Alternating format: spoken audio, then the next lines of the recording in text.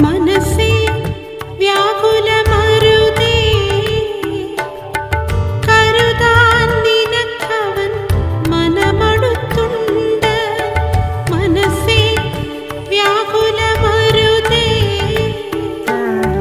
കരുതാൻ നിനക്കവൻ മനമടുത്തുണ്ട്. കണ്ണുകൾ പ്രഭാത വിചാരത്തിന്റെ ഏറ്റവും മനോഹരമായ ഒരു എപ്പിസോഡിലേക്ക് എല്ലാ പ്രിയപ്പെട്ടവർക്കും ഹൃദ്യമായ സ്വാഗതം. മിന്നാമിനുങ്ങിനെ നാം ഇഷ്ടപ്പെടാനുള്ള കാരണം എന്താണ്? ഒരു ക്ലാസ്സിൽ ഒരു അധ്യാപകൻ തന്റെ മുന്നിലിരിക്കുന്ന കുഞ്ഞുങ്ങളോട് ചോദിച്ചു, നിങ്ങൾ എന്തുകൊണ്ടാണ് ഒരു മിന്നാമിനുങ്ങിനെ ഇഷ്ടപ്പെടുന്നത്? കുഞ്ഞുങ്ങൾ പലരും പല അഭിപ്രായം പറഞ്ഞു. എല്ലാ കുഞ്ഞുങ്ങളും പറഞ്ഞതിൽ ഏറ്റവും പരാമർശിക്കപ്പെട്ടത് മിന്നാമിനുങ്ങ് വെളിച്ചം നൽകുന്നു എന്നുള്ളതാണ്.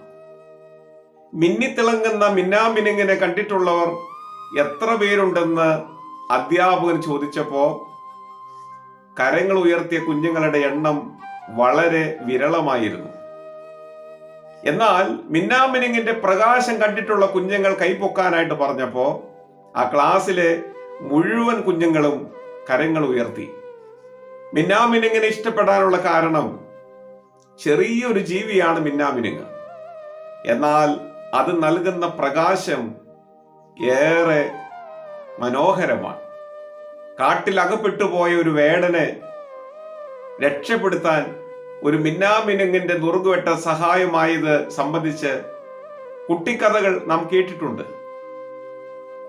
നായാട്ടിന് പോയി ദിശയറിയാതെ കാനനത്തിന്റെ അകത്ത് വഴിതെറ്റിപ്പോയ വേടനെ ഒരു മിന്നാമിനുങ്ങ് രാത്രിയുടെ കൂരിരുട്ടിൽ തനിക്ക് സഹജമായിരുന്ന ആ ചെറിയ വെട്ടം കാട്ടി ആ വനത്തിന് പുറത്തേക്ക് ആനയിച്ചു എന്ന് ഒരു കുട്ടിക്കഥയിൽ വായിക്കുന്നുണ്ട്.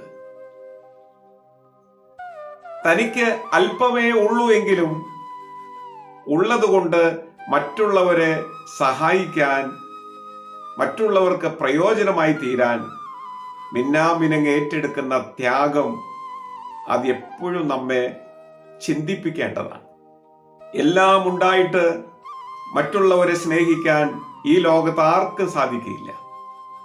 എന്നാൽ ഉള്ളതിൽ നിന്ന് മറ്റുള്ളവരെ കരുതാനും സ്നേഹിക്കാനും സഹായിക്കാനും നമുക്ക് സാധിക്കുമ്പോഴാണ് നമ്മുടെ ജീവിതം മിന്നാമിനുങ്ങിനെ പോലെ ഏറെ അനുഗ്രഹകരമായിട്ട് തീരുക.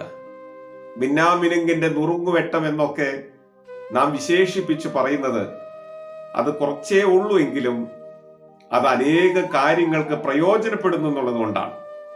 ബൈബിൾ പരിശോധിക്കുമ്പോൾ യെശയ്യാ പ്രവാചകന്റെ പുസ്തകം 60-ാമത്തെ അധ്യായത്തിന്റെ ആദ്യത്തെ വചനം, നീ എഴുന്നേറ്റ് പ്രകാശിക്കുക, നിന്റെ പ്രകാശം ഇതാ വന്നിരിക്കുന്നു, യഹോവയുടെ തേജസ്സും ഇതാ നിന്റെ മേൽ ഉദിച്ചിരിക്കുന്നു. നിരാശയിലും കഠിനവ്യഥയിലുമായിരുന്ന ഇസ്രായേൽ മക്കളോട്, യഹോവയുടെ സ്വന്തം ജനത്തോട്, അടിമത്വത്തിന്റെ ഭാരത്തിലൂടെ കടന്നു പോകുന്ന യഹോവയുടെ സ്വന്തം ജനത്തോട് യെശയ്യാ പ്രവാചകൻ വിളിച്ചു പറയുകയാണ്, എഴുന്നേൽക്കുക, പ്രകാശിക്കുക, ഇതാ നിന്റെ മേൽ യഹോവയുടെ തേജസ് നേരിട്ടിരിക്കുന്നു. അതുകൊണ്ട് ധൈര്യമായി നിന്റെ പ്രകാശ വീജുകളെ നീ പുറത്തേക്ക് കൊണ്ടുവരിക. രാത്രിയുടെ യാമങ്ങളിൽ കടന്നു പോകുന്ന അവസാന വഴിയാത്രികനും വേണ്ടി കത്തിജ്വലിക്കുന്ന വഴിവിളക്ക് പോലെ, ഒരു മിന്നാമിനുങ്ങിന്റെ നുറുങ്ങുവെട്ടം പോലെ മറ്റുള്ളവരെ സ്നേഹിക്കാനും കരുതാനും സഹായകരമായിരിക്കാനും നമ്മുടെ ജീവിതവും മുഖാന്തിരമായി തീരുമ്പോൾ നമ്മുടെ ഭൂമിയിലെ വാസം അർത്ഥപൂർണമായി തീരുകയാണ്. അതിന് സർവേശ്വരൻ നമുക്ക് ഭാഗ്യം നൽകട്ടെ എന്ന് പ്രാർത്ഥിക്കുന്നു. എല്ലാ പ്രിയപ്പെട്ടവർക്കും മനോഹരമായ ഒരു പ്രഭാതകാലവും സന്തോഷവും സൗഭാഗ്യങ്ങൾ നിറഞ്ഞ ഒരു അനുഗ്രഹീത ദിനവും ആശംസിക്കുന്നു. ദൈവം നമ്മെ അനുഗ്രഹിക്കട്ടെ.